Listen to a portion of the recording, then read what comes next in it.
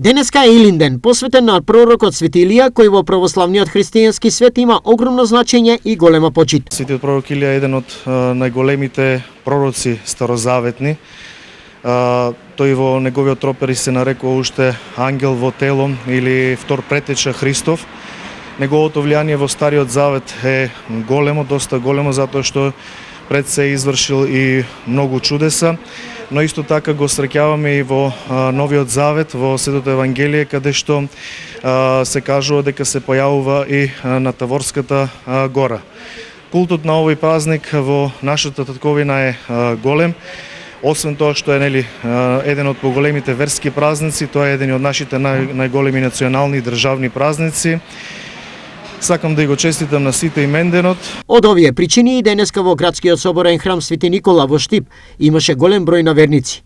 Како граѓаните го чествуваат и одбележуваат овој голем празник? Шом е пророк, Свети Илија, тежок празник, нема бањање за јадење, према дено е. Се јаде, се пие, кој што може. Задржуват ли се старинските обичаи за прослава на овај ден, одбележување на овај ден? Па да, задржуват се.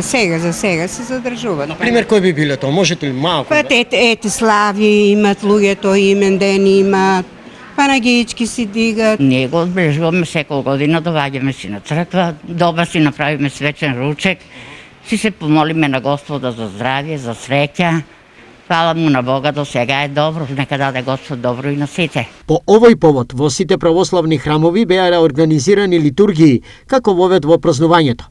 Денеска свој имен ден имаат сите имиња Иле, Илина, Илко, Илија, Илка и слични на нив. Во регионот својот имен ден денеска го слават 4000 граѓани.